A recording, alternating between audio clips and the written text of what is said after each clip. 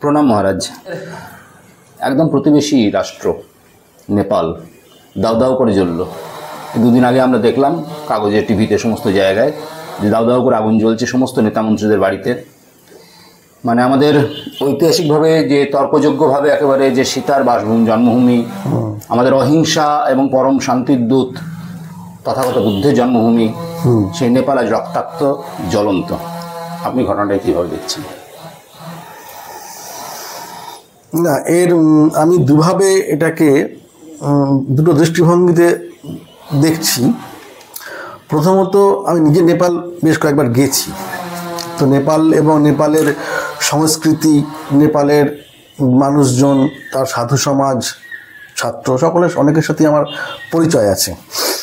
তো সেটা একটা সেই অনুযায়ী ব্যাপার দৃষ্টিভঙ্গি রাখে। প্রথম কথা, নেপাল একটা ভারতবর্ষের অবিচ্ছেদ্য একটি দেশ। এমনই এক দেশ, জীবনে মানে ইতিহাসের সময়কাল থেকে এমন অনেক সময় গেছে যখন ভারতবর্ষের মানুষ ভারতের থেকেও নেপালকে নিরাপদ বেশি মনে করেছে। এমন অনেক সময় গেছে যে বাংলাতে যখন বিভিন্নভাবে বিধর্মী আক্রমণ হচ্ছে, এবং যার ফলে শুধু বাংলায় না, ভারতের বিভিন্ন অঞ্চলে হচ্ছে, সে বিধর্মী আক্রমণের ফলে আমাদের ভারতবর্ষের যে সম্পদ, আকর গ্রন্থ, এইগুলোকে রক্ষা করা কঠিন হয়ে যাচ্ছে। তখন এই নালন্দা ধ্বংসের মতন প্রচুর ছোট বড় এইরকম গ্রন্থাগার, গ্রন্থ সব নষ্ট করে ফেলা হচ্ছে। সেই রকম একটা সময়ে ভারতীয় মানুষরা, বাঙালি মানুষরা, এই পশ্চিম বাংলাদেশের মানুষরা তখন সেই সব গ্রন্থগুলিকে নেপালে পাঠিয়ে দিয়েছিল। তো সেই সব অনেক গ্রন্থ যেগুলো পরবর্তীকালে না পাওয়া গেলে ভারতবর্ষের ইতিহাস, সাংস্কৃতিক ইতিহাস, ধর্মীয় ইতিহাস, সাহিত্যের ইতিহাস পাওয়াই যেত না। সেসব গ্রন্থগুলো, বাংলাটা তো হতোই না, কারণ আপনার ধরুন চর্যাপদ যদি না পাওয়া যেত, বাংলা ভাষার আদি উৎসটাই জানা যেত না, হতোই না এগুলো। এই সমস্ত কিন্তু নেপালে মানুষ রাখতে পেরেছে, এবং ওই যে বললাম, নেপালকে ভারতের থেকেও বেশি নিরাপদ মনে করে সেই সব গ্রন্থগুলিকে নেপালে তারা পাঠিয়ে দিয়ে এসেছিল। এমনই দিন গেছে যখন আক্রমণ করতে এসেছে হাতে তরবারি নিয়ে, সে তার নিজের স্ত্রী পুত্রকে তাদের হাতে তুলে দিয়েছে, দস্যুদের হাতে। তিনি গ্রন্থটাকে নিয়ে লুকিয়ে লুকিয়ে চলে গেছে নেপালে, রাতের পর রাত জেগে পায়ে হেঁটে, শুধুমাত্র সর্বস্ব খুইয়ে, সর্বস্ব ছেড়ে দিয়ে শুধুমাত্র এই গ্রন্থটিকে নেপালে গিয়ে পাঠিয়ে এসেছে নিরাপদ স্থানে, ভবিষ্যৎ ভারতবর্ষের জন্য, ভবিষ্যৎ মানুষের জন্য। তাই নেপালের কাছে আমাদের ঋণ বা নেপালের প্রতি আমাদের শ্রদ্ধা, নেপালের সঙ্গে ভারতবর্ষের সম্পর্ক এই চিরকালীন। তাই নেপালে এইরকম একটা ঘটনা ঘটা অবশ্যই তাৎপর্য রাখে। দ্বিতীয় অ্যাঙ্গেল হচ্ছে যে আজকে গোটা পৃথিবী জুড়েই, ভারত তো বটেই, বিভিন্ন ভারতবর্ষের যে প্রতিবেশী দেশগুলো আছে, বিভিন্ন জায়গায় দেখতে পাচ্ছি আমরা যে রাষ্ট্রশক্তির বিরুদ্ধে বিভিন্ন জায়গায় গণ অভ্যুত্থান শুরু হচ্ছে।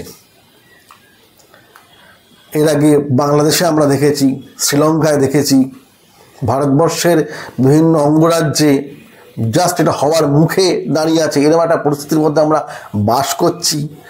সুতরাং এই ব্যাপারটাকে আমি খুব তাৎপর্যপূর্ণ মনে করছি। ভালো খারাপ প্রশ্ন পরের কথা, কিন্তু এইটুকু প্রথমে মনে করছি যে মানুষ নড়ছে, মানুষ স্পর্শকাতর হচ্ছে, মানুষ নিজের অস্তিত্বের প্রমাণ দেবার চেষ্টা করছে। তাই সেটাকে আমি ভীষণ পজিটিভ চোখে নিচ্ছি। আর নেপালের ক্ষেত্রে, নেপালে বহু পরিবর্তনের মধ্যে দিয়ে নেপাল আসছে। কখনো রাজতন্ত্রের মধ্যে দিয়ে, কখনো কংগ্রেস সরকারের মধ্যে দিয়ে, কখনো কমিউনিস্ট সরকারের মধ্যে দিয়ে, বিভিন্ন ঘটনার মধ্যে দিয়ে আসছে। একসময় নেপাল হিন্দু রাষ্ট্র ছিল, পরবর্তীকালে কমিউনিস্ট শাসন হওয়ার সময় সেটাকে প্রজাতান্ত্রিক দেশ হিসেবে ঘোষণা করা হয়েছিল। অনেক পরিবর্তনের মধ্যে দিয়ে এসছে, তারা বহুবার সরকার ভাঙতে আসছে হচ্ছে। তো সেখানে একটা মানুষ সরকারকে পতন ঘটাতে চেয়েছে, সেটা করেছে, গণ অভ্যুত্থানের মধ্যে দিয়ে হচ্ছে। সেখানে তো অবশ্যই সেটা আমি মনে করি এটা পজিটিভ দিক, কারণ দিনের পর দিন একটা জিনিস হয়ে দাঁড়াচ্ছিল যে রাষ্ট্র রাষ্ট্রের মতন চলবে, মানুষ তার নিজের মতন ঘুমন্ত অবস্থায় থেকে যাবে, সে শুধু ভোটাধিকার প্রয়োগ করবে, এর বেশি তার কোনো ভূমিকা নেই। কিন্তু এই গণ অভ্যুত্থানগুলো প্রমাণ করছে যে মানুষ শুধুমাত্র ঘুমোতে চাইছে না। এইটাকে আমি অবশ্যই ইতিবাচক চোখেই নিই। এটাকে কি আপনি নতুন ভোরের আলো বলতে চাইছেন? আলো, ওই যে বললাম, আমি পরিবর্তনকে প্রথম আমি মনে করি একটা ইতিবাচক দিক। সেই পরিবর্তন কি নিয়ে আসবে সেটা পরের কথা, কিন্তু পরিবর্তন ইটসেলফ একটা পজিটিভ দিক। এটা প্রমাণ করে মানুষ নিদ্রিত নেই, এটা প্রথম দরকার থাকে একটা, যেটা সমাজ আমরাও দেখেছি যে গড্ডালিকা প্রবাহের মতন চলবে, যা হচ্ছে রাষ্ট্র রাজনীতি করে যাবে, আর আমরা শুধুমাত্র ভোটটা দিয়ে যাব আর নিজেদের জীবন নিয়ে ব্যস্ত থাকবো, ইনঅ্যাক্টিভ। সেইটা আজকের সমাজে এই পরিবর্তন প্রয়োজন ছিল, তাই সেই পরিবর্তনটা হচ্ছে। বাংলাদেশে হলো, দেখেন চোখের সামনে আমরা, শ্রীলঙ্কাতে হয়েছে, নেপালে হচ্ছে, আরও সব জায়গায় হওয়া উচিত। মানুষ গণ অভ্যুত্থান করবে, একটা সময় পরে করবে, কারণ কারা করছে? সাধারণ মানুষ। এই সাধারণ মানুষ, সেটা কখনো ছাত্র সমাজ হতে পারে, কখনো ডাক্তারদের আন্দোলন হতে পারে, সে যাই হোক, মূল কথা সাধারণ মানুষ। এই সাধারণ বিষয়টা সম্পর্কে আমি কিন্তু খুবই তাৎপর্য রাখতে চাই। সাধারণ সম্পর্কে আমাদের ধারণা খুব গভীরতা প্রাপ্ত হয়নি, এইটা বুঝতে হবে। সাধারণ মানুষ হচ্ছে সত্যের প্রতিভূ। একটা দেশে বা একটা জাতি বা কোনো রাজ্যের একটা ব্যক্তি মানুষ, সে পক্ষপাত দুষ্ট, সে সত্যের প্রতিভূ হতে পারে না। কিন্তু সেই ব্যক্তি মানুষের যখন জনসমষ্টি তৈরি হয়, একটা মানুষ, দুটো মানুষ, তিনটে মানুষ, সেটা মানুষ, তার নিজস্ব আইডেন্টিটি আছে, তার পক্ষপাতিত্ব আছে, তার দুর্বলতা আছে। কিন্তু এইরকম একটা দুটো মানুষ নিয়ে যখন লক্ষ লক্ষ কোটি কোটি মানুষ হয়ে যায়, তখন সেটা একটা জনগোষ্ঠী, সাধারণ সমাজ। এই সাধারণ সমাজ সবসময়ই সত্যের প্রতিভূ। এই জন্যই একটা কথা বলা হয় যে জনতা জনার্দন। জনার্দন মানে কি? জনার্দন মানে ভগবানের সঙ্গে তুলনা করা হচ্ছে। তো জনতা ভগবান কি করে হবে? হ্যাঁ, ভগবানকে আমরা দেখতে পাই না, অর্থাৎ সত্যকে আমরা বুঝতে পারি না।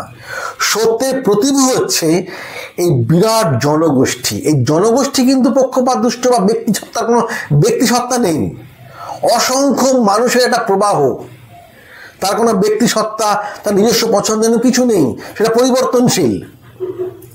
তার রায়টাই শেষ কথা, তার বিচারটাই শেষ কথা, তার এগিয়ে চলাটাই শেষ কথা।